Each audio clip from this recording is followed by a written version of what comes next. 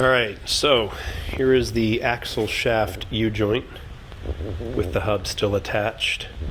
That's pretty much seized up in there. There's really not much I can do, so really doesn't matter because this whole assembly pretty much goes together anyway. But the U-joint here, so good sign of a bad U-joint is when you can do this. See how loose that is? That's side to side motion. Obviously it's supposed to do this. What I'm doing is turning it up and down, and you can hear. So super bad, super loose. I've already soaked it in blaster. The next thing I'll show you how to do is bust a cap.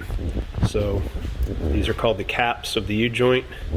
There are clips on each of these sides. These are basically frozen in here. So I'm going to show you the good old boy method for popping those loose. Normally they would just come out literally with a screwdriver and a good pair of needle nose pliers. These are literally frozen in here with rust. So there's only one way for me to do it, and that's to pop them out with brute force, and I'll show you how to do that here in a minute. So before I do this the Bubba way, so to speak, I'm going to try and do it the way that you've probably seen on a lot of other videos. Let me add some light here so you can see that pin a little bit better. So the clip, I said pin, the clip is basically this guy right here, and it goes around the U-joint, and it's got just a slight ridge in it so that it doesn't come this way, and then there's one on the other side. So that's what keeps it between the yoke from sliding out. And it's amazing how strong this little bad boy is. The one on this side of the yoke on the U-joint is right here. Again, it's so rusted in there you can't even really tell it from the rest, but there is the tiniest little divot right there where the end of that C-clamp is. And what I'm going to attempt to do is just use this little punch and my mallet and see if I can't separate that. If I can't, I'm going to use the clamp that you see that's on here. The actual same tool that we used for the ball joint removal is what you use for this one, so you don't have to have two different tools. We may not need this. I have it set up here, but you don't need to have that connected to it to do what I'm doing. So here we go.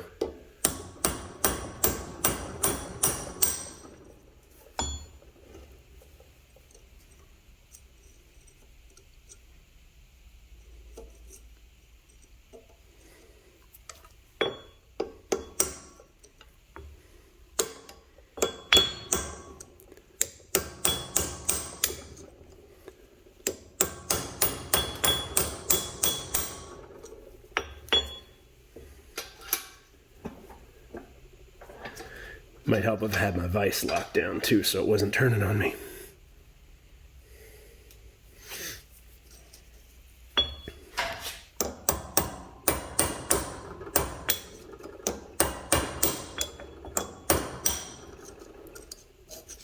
And now the whole U-joint's turning. You can see as I've missed a few times, I'm kind of scraping off the outer piece there, but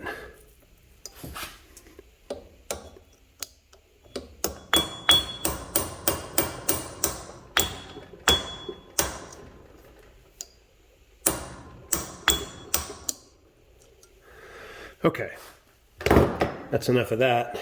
I'm going to show you the fun way to do this. So what I'm basically going to do is use this press to push the entire U-joint this way. Scratch that, reverse it, like Willy Wonka in the Chocolate Factory. I'm going to flip this vise around, so there's no way I'm going to be able to bust this, even with as much force pushing it this way. I'm going to flip it and attempt to push it this way. And all that that's going to do is break this rusty seal between the yoke and the C-clip there. It's going to be pretty loud when it gives, and what's usually happens is the end cap, which you can see this end cap here, this is hollow and it's big enough for that end cap to come through. What you're going to see is the end cap's probably going to blow out of these old U-joints.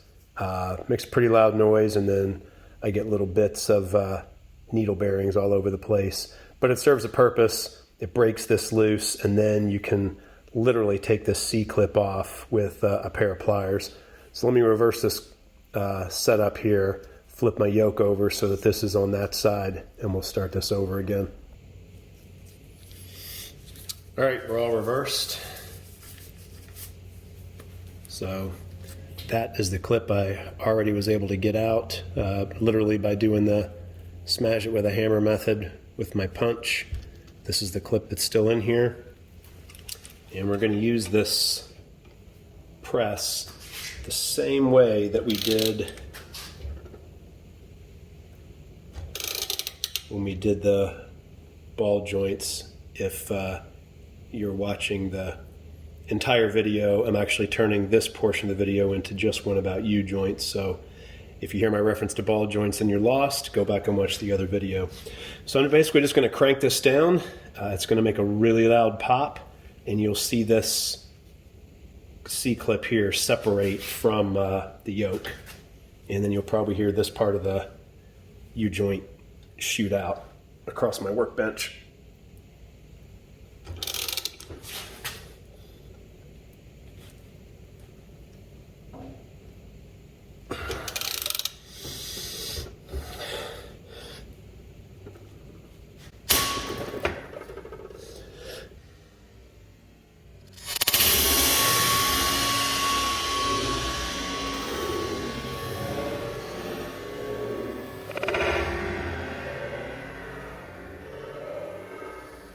There we go. And you probably got a better angle of that than I did. So you can see that eliminated that over there. Amazingly, the other end of this ball joint didn't pop out, or the other end of this U-joint didn't pop out. So I'm just going to take that and get this C-clip out of here.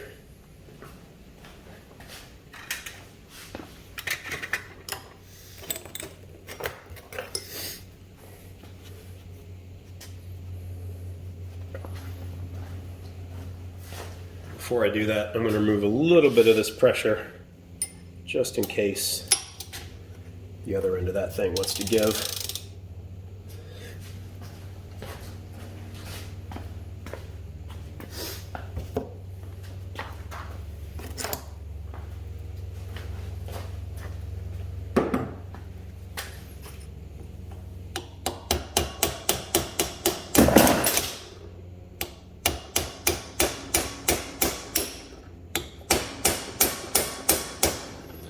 Loosen that up a little bit.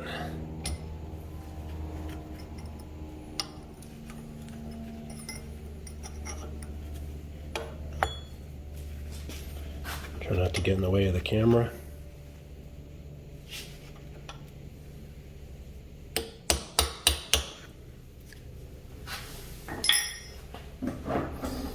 And you can see that time, just a couple light taps.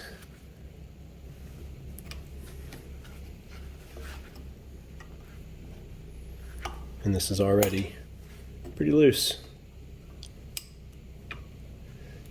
Just also be careful if you don't have a good grip on this thing and it gives, they will go flying. There's an amazing amount of kinetic energy built up in these things. When I did this U-joint, the other side of this U-joint earlier this week, I had my garage door open and it literally flew from my workbench out the garage door and into the driveway, which is about 30 feet. So they got some movement. So that's it for the clip. Then the idea is that we continue to push this ball joint out until the entire cap, I keep saying ball joint, U-joint out until this entire cap is exposed. We'll remove the cap, flip the press, push this end back out, remove that end, and then we can take this part of the yoke completely off of here, then we'll basically do the same thing with the drive shaft side of the yoke.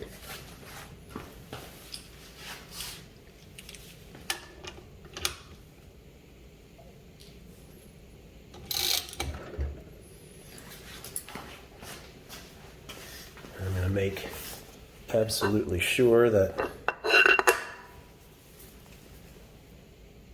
that can get out freely through that gap right there. So I'm shining a light in here. I'm looking through this hole to make sure that this isn't blocking the end cap from moving.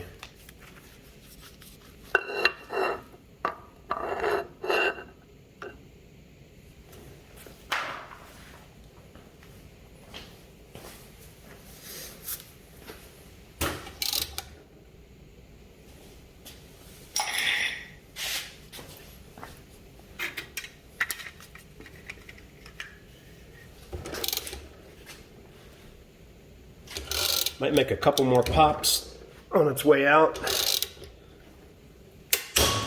like that,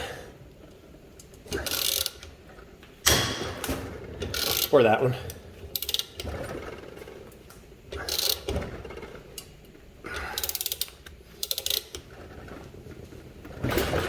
Whoa! Stronger than I thought.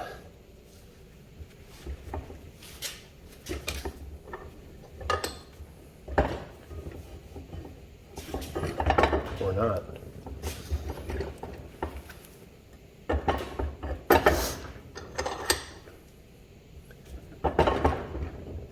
Trying to do this one-handed.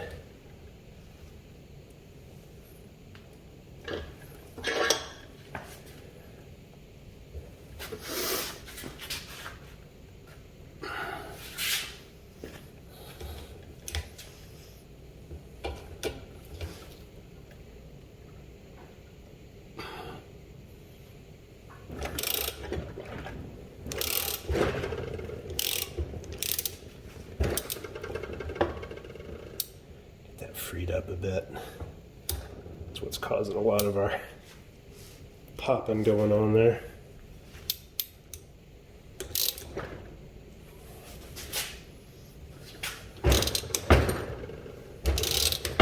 There we go. Now it's like butter.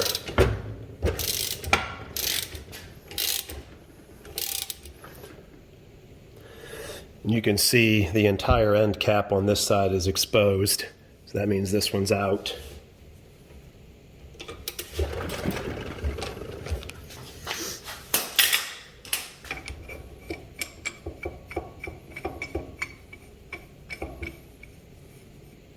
Sometimes these things just fall off. Sometimes you got to use a wrench. This one looks like it's about to fall off because I had to push back on there with my finger. But basically that end cap pops right off. There's all my needle bearings. And as you can see, there is no grease at all, dry as a bone. Needle bearings are shot. So when I wiggled it earlier and it was loose, now you know why. So we're going to reverse that press and push this end out to get this cap off. Believe it or not, there's just enough room here that with this cap on, you can't wiggle this thing off. So we got to reverse this situation here. Basically put the press back on.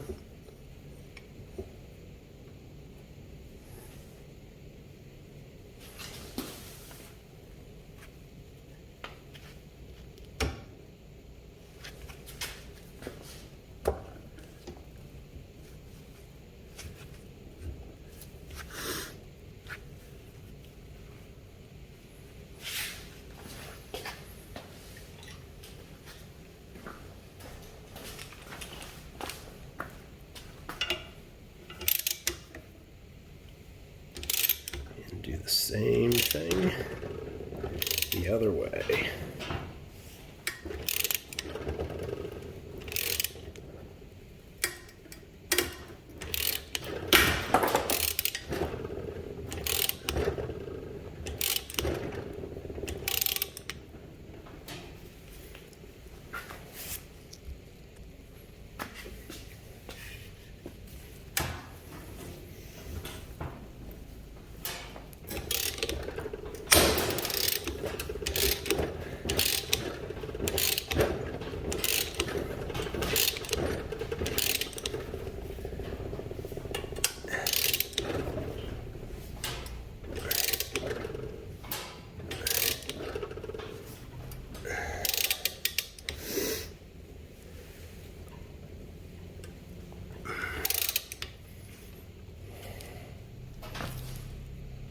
So just to show you what I mean by those end caps blowing up, if you heard that loud pop when I was backing it through this way, this is what happens, especially on these old ones.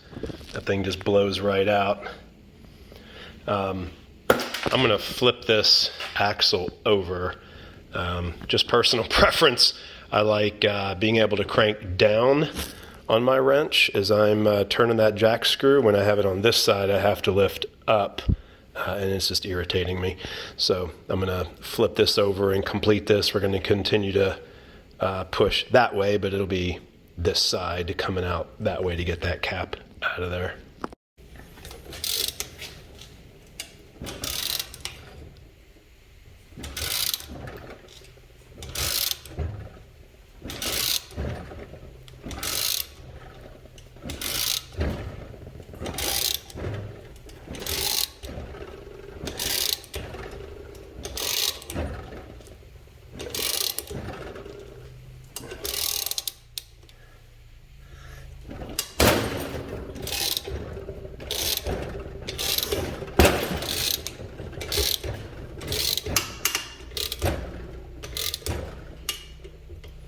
If you don't like loud noises, this is not the job for you. About every third turn, I feel like I'm either breaking my ratchet or about to bust my face on this. So, be forewarned. Trust your tools. Or don't trust your tools and take it to somebody who does.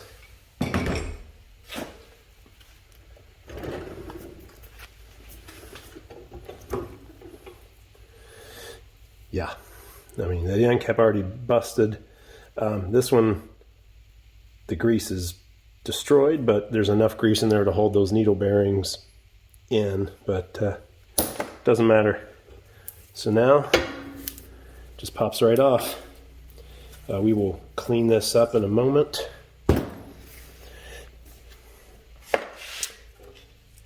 Now I'm just going to reverse the process for these two pieces. I won't bother videoing that because it's exactly the same. And then I'll show you how to actually get this thing, the new one, installed back in there. All right, second half of the U-joint is out. Here's what it looks like. It's pretty much destroyed. You could just tell from the needle bearings and the lack of grease that this thing was a mess. So this is for the trash. Next thing we'll do is clean up the inside of these mounting points on both the axle yoke here as well as the the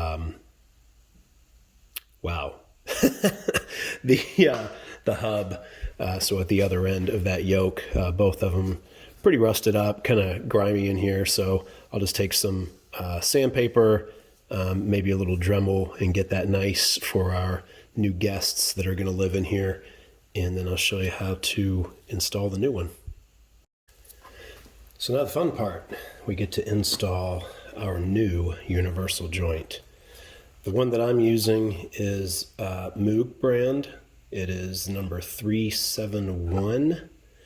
Although it's called a universal joint, I think it goes without saying that these are not universal, meaning you can't just buy any universal joint and use it on your axle or your drive shaft.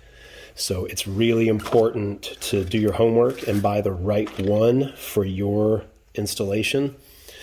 This one is specific to a Dana 30 from a 2008 JK.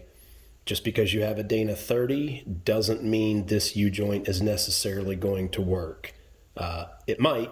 I don't know the specs. I know that for some of the newer like JLs and some of the newer Dana axles, there are slight tolerance differences. So do your homework, make sure you know what you're buying. But basically, these are the end caps. This is pre-greased. There are no zerk fittings on here for you to have to worry about. And we will very carefully pull one of these off because we have to anyway to install it. But you'll see lots of grease in there. All the needle bearings are nice and lined up. before you do the actual install, you want to make absolutely certain that those needle bearings are all just like this. If not, you just take a little pair of pliers or your finger and line them all back up nice and pretty. If one of them falls in there or it's crooked, you may as well go buy, well, and if you install it incorrectly that way, you may as well go buy a new one. Otherwise, as long as they're nice and lined up, you're good. So we'll pull the other end cap off.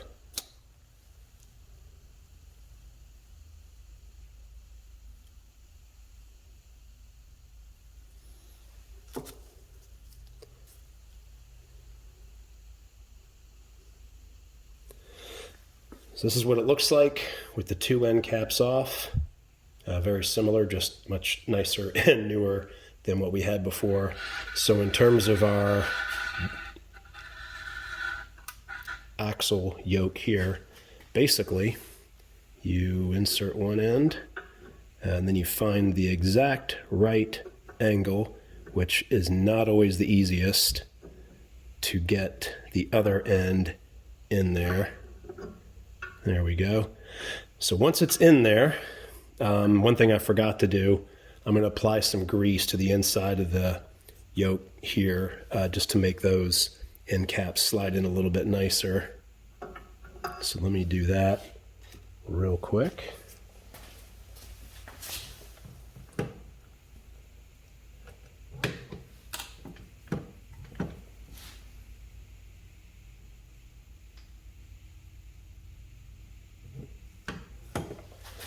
So just a little bit, again, just to make a nice home for our new guests here.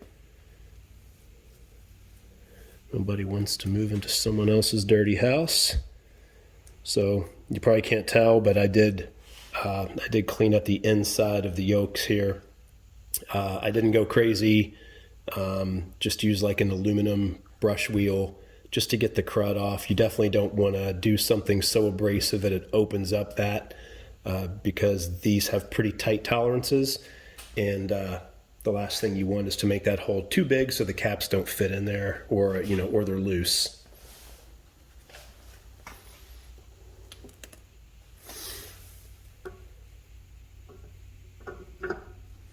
So back in there, and then slide on one cap.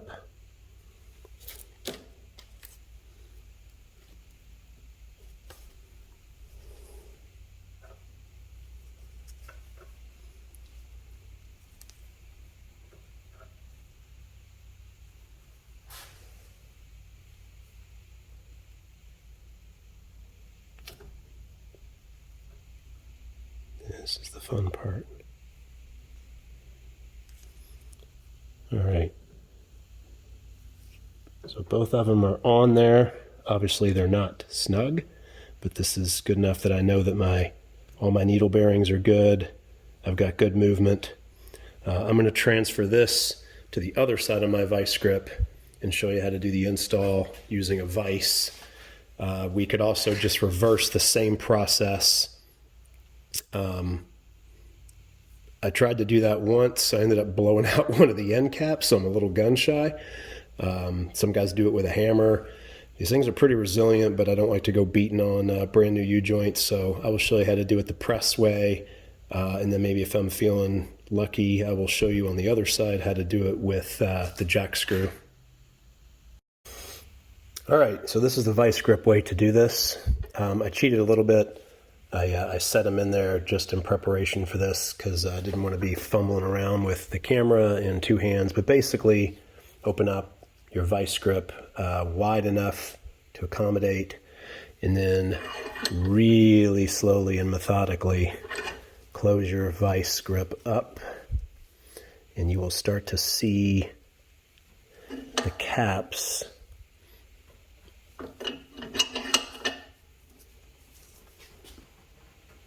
getting pressed in there.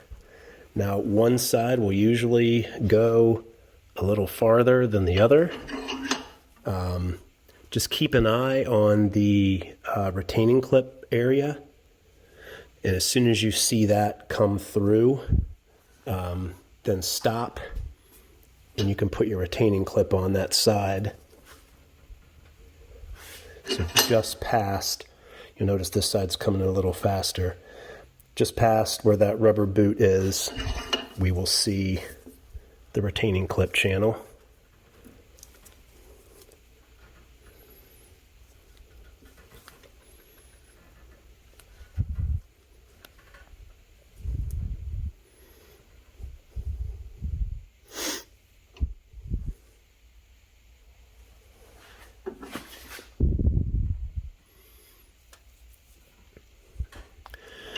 You'll notice this side is now all the way pressed in. The retaining channel is just past that little lip. In fact, you can see what it looks like here. So there's the rubber boot, there's this, there's that channel for the C-clip.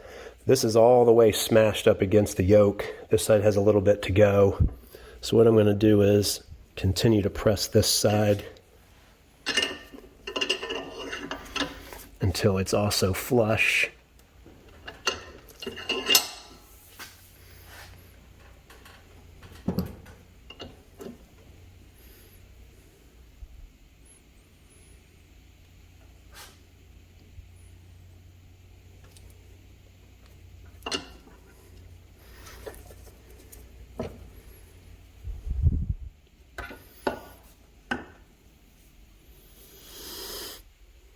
Just a little bit more to go.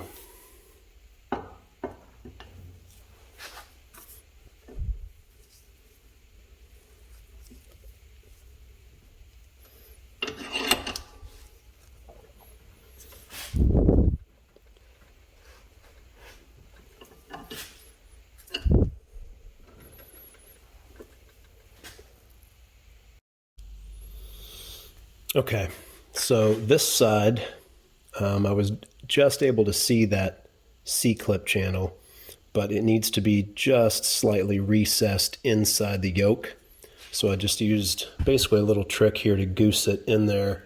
Took an 18mm socket, wedge it in there. It's just big enough to fit into that hole and press it. You can see that channel coming through, and then basically there's just enough room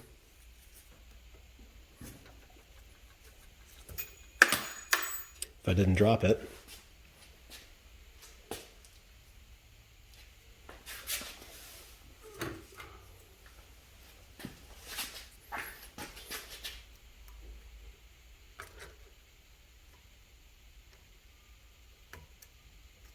Actually, there's not just enough room. I need to give it just a tad more.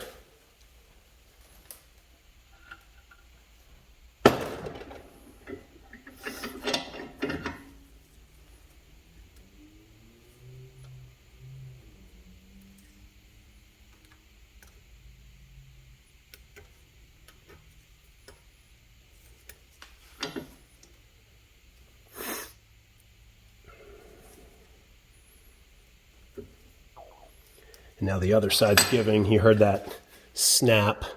The other side was giving me a little bit of grief. Now it's in.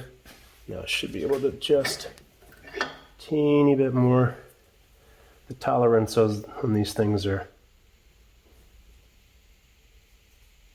very particular. You go from just tight enough to I blew it up.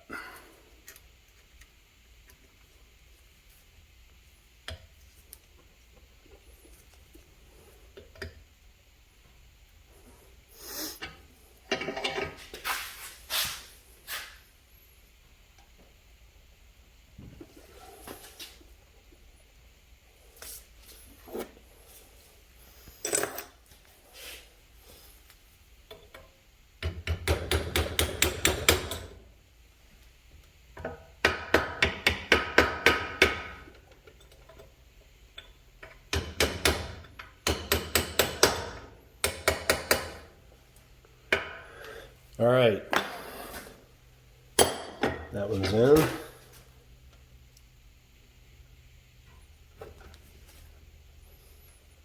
sure I don't drop my axle here.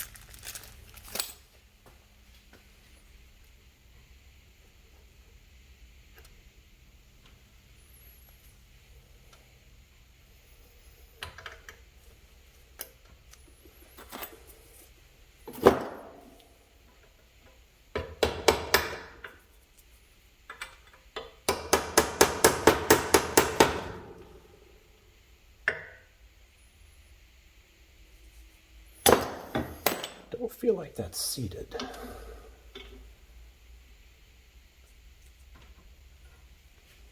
We'll take a closer look at that and then be right back. All right, you're gonna feel gypped because I did not film the rest of my adventure here. I was a little bit nervous about this particular fitting. That C-clip didn't seem to be going in. I was pushing a little bit harder to try to get that, you know, thousandth of a whatever clearance, and I didn't feel like I could get it. It ends up the clip was in. And then in my frustration, I just went ahead and finished up with the press that we've been using to do this work. And it's basically the exact same method. You basically reverse what we did before, tighten it up, push that in right until you can see the ridge for the C-clip come through. Pop the C-clip on, flip it around, do the other one. So there's really not much to show, but it's the exact same thing as what we did to get these off, just reverse order. The only other hint or tidbit is that when you first put these U-joints back in, they're really tight. If you feel binding or grinding, then you've probably got a loose needle bearing and you're done. You gotta take it apart, start over again, very likely get a new U-joint. If it's just that it's, you know, it feels like there's glue or molasses in there, basically once you're done, just take a mallet and tap around the yoke a little bit and it'll free right up. You can see, right, there's a lot of movement here, no problem at all. So again, if it's binding up, just tap it, right? And you can see even just doing that right then, freed that up even more than it was. That's it. Once you're done, good to go.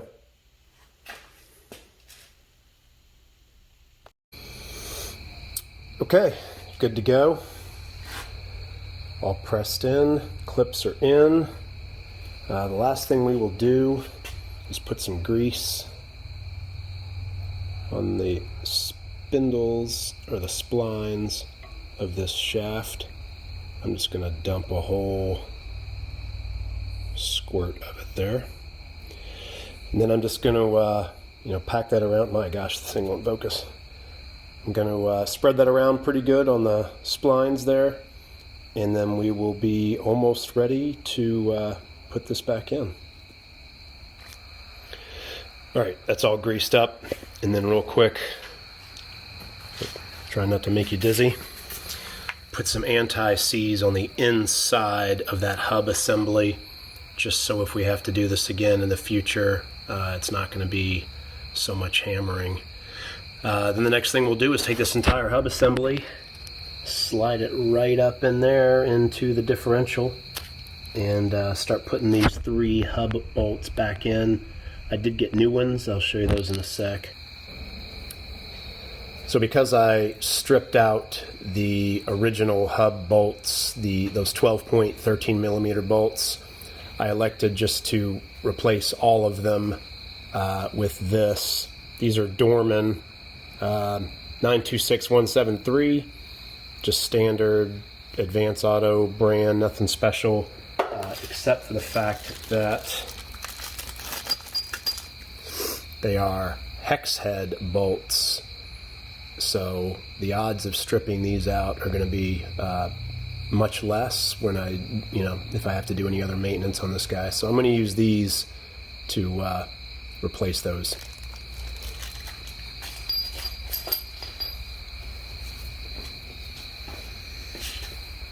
So one thing to remember is don't forget your dust shield. I've done this before. I've put the whole assembly back together and realized I didn't do that. It basically goes this way. No, it doesn't. It goes, maybe, this way. So you want this opening to be where your caliper bolts are. and you want the opening for your speed sensor to be up here. So we will put that on loosely. And basically, we're going to feed this guy in here.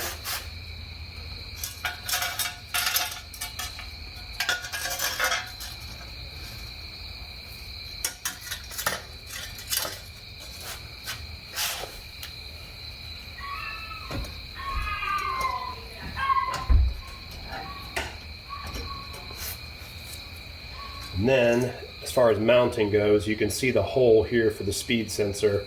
That needs to be rotated toward the front. So this mounting location will be up here. And then the dust shield will follow.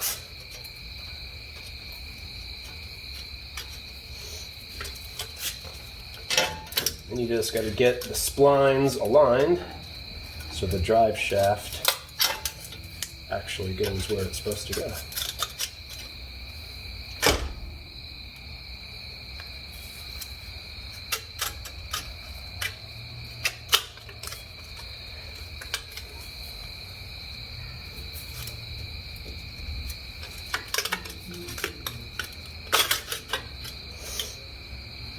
All right, that's set in there. And then we will start these bolts from the back. You'll probably have to do a little bit of finagling to get them started. Once you feel them bite, then you can just leave them.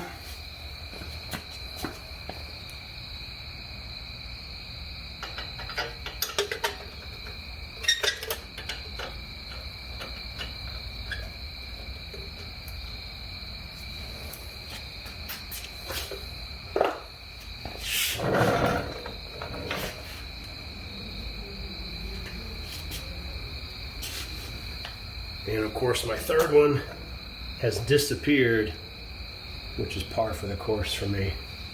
I'm sure I set it somewhere and totally forgot where I put it. So there we go, on my workbench. Right where I left it.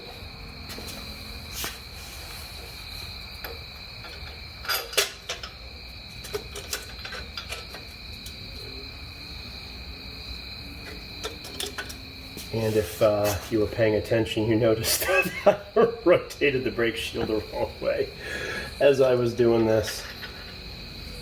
It's late, my friends. I've had a long day.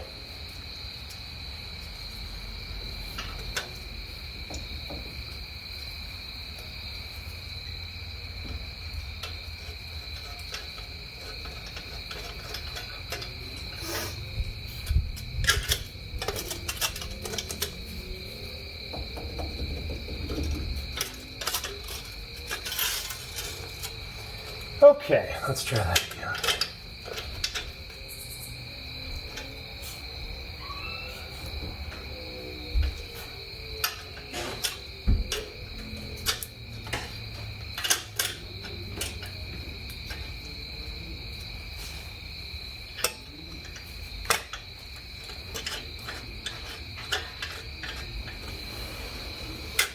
All right.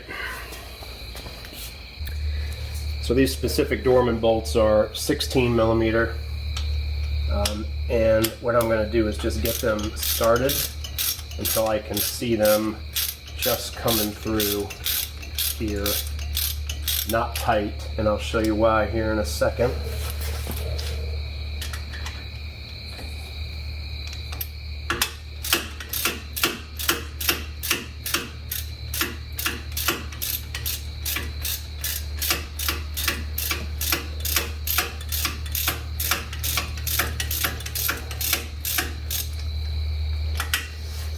For this back one, you're going to have a clearance problem because of the axle housing here.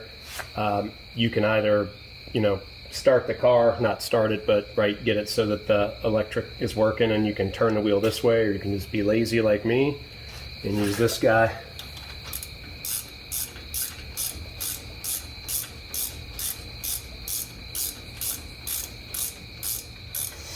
All right.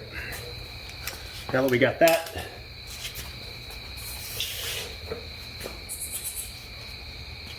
for me at least, we need to put in the new speed sensor cable. So routes through this hole here. Basically push it through, and then you route the rest of this cable through here.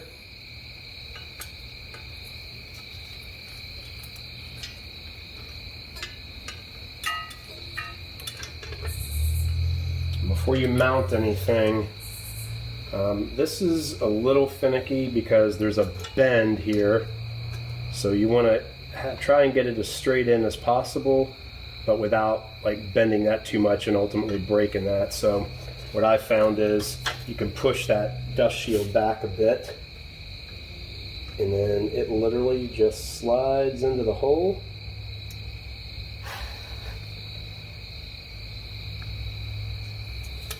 Again, don't try and force it, as we found from earlier.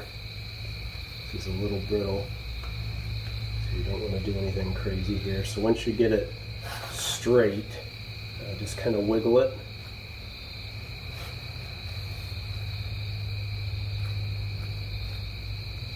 So you get it to a place where you can start that Allen bolt.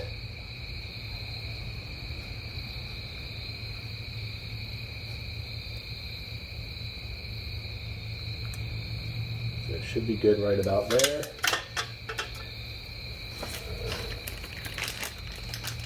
And mine came with a new Allen bolt.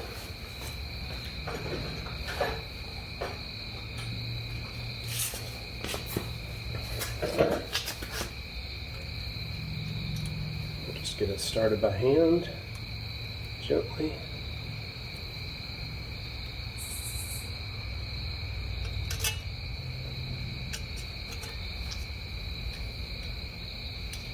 And just be patient with it and work it in, and it'll draw the sensor down into its home here. And again, just be patient, right?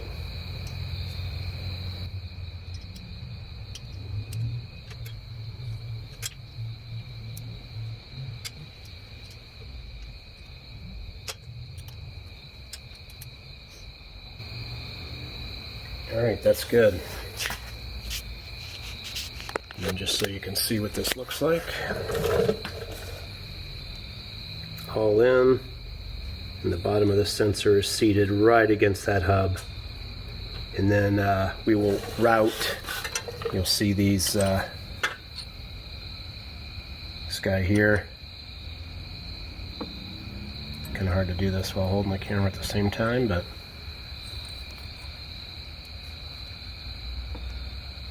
that one goes there. The next one goes on the back side.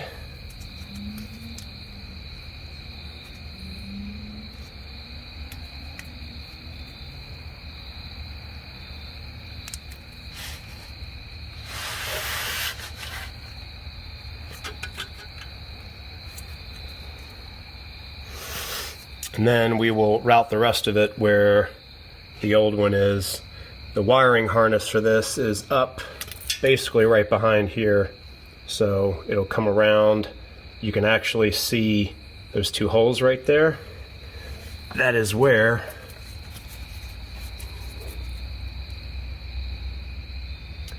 those two mounts will go.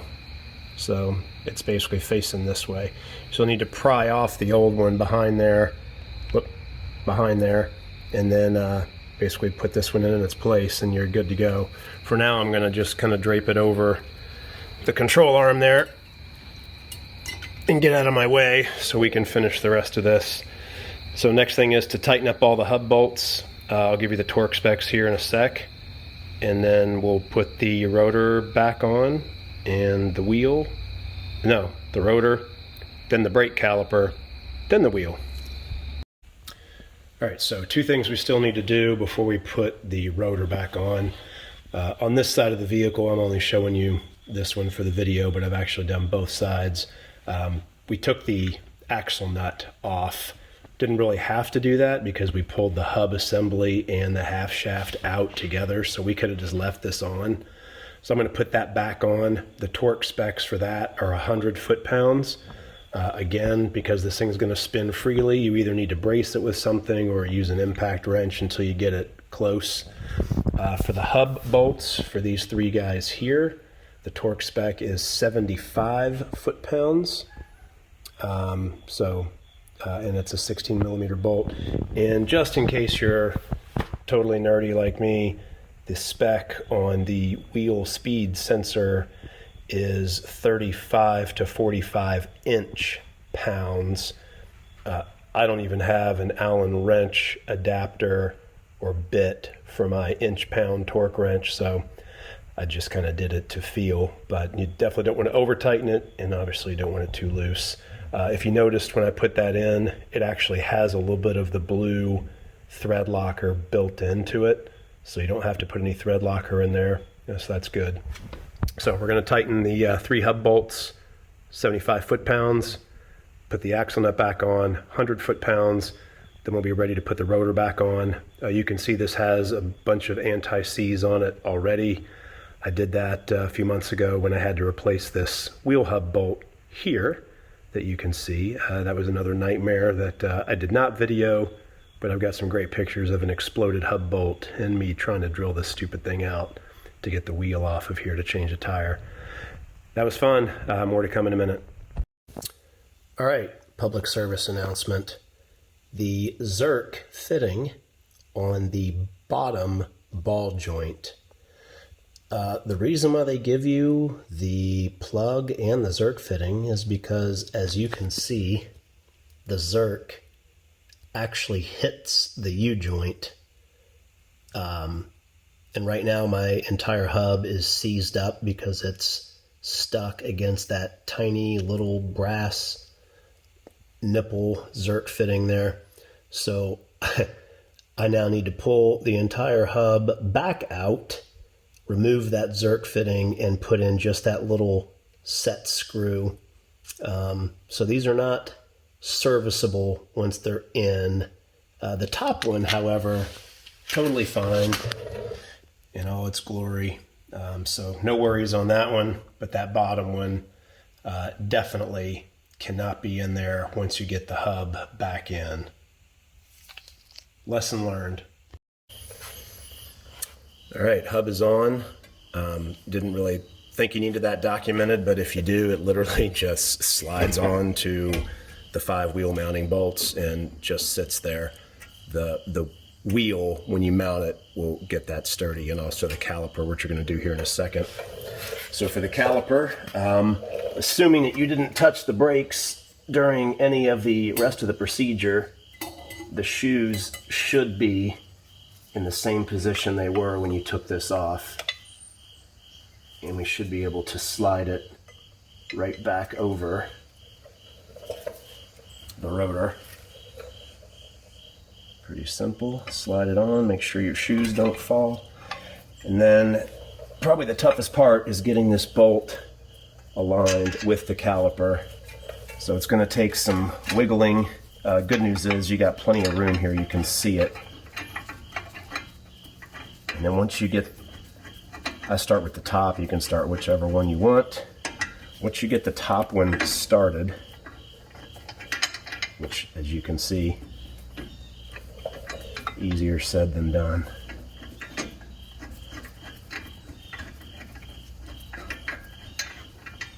Has to be at the exact right angle.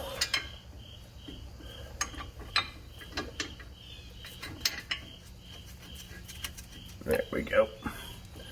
You'll feel it bite. Then I would suggest leaving it loose so that you've got some maneuverability on the bottom to line it up.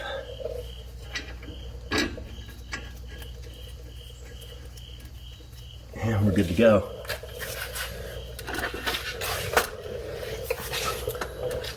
So once you get those started, so there's the top one there. They are a 21 millimeter bolt head. This one's a monster. These get tightened down to 120 foot-pounds. And then just make sure that you reroute your speed sensor cable. Mine's not done yet, but it needs to be attached basically to the brake cable. There's built-in points. You can see the one right there. There's a clip. Sometimes you'll be missing that clip. You can just use zip ties. There's another clip right there. They go around these rubber boot areas and then back up underneath the fender flare, or the fender liner there.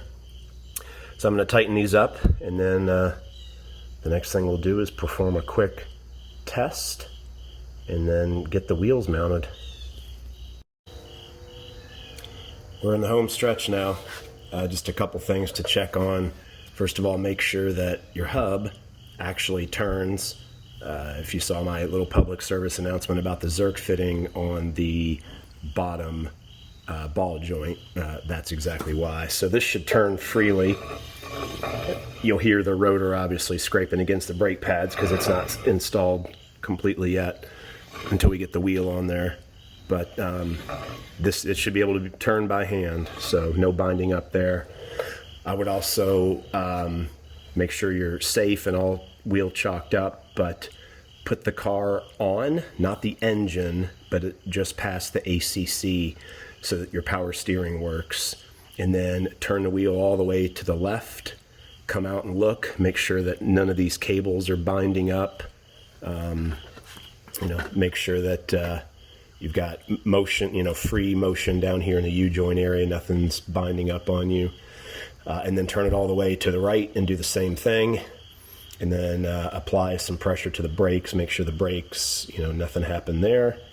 And you should be good to go. And then the last piece, you can see I routed the speed sensor cable where it needs to go. The one that I got is not a 100, it's not made for the JK, it's more of a universal part, so it had some extra boots and fittings that I just clipped off just for a little bit cleaner of a look, but you obviously don't have to do that. Last piece is, after I perform that last bit of testing, put on the wheel, and the wheel spec torque for the wheel bolts is 95 foot-pounds. So again, don't overdo it on those. And that's it.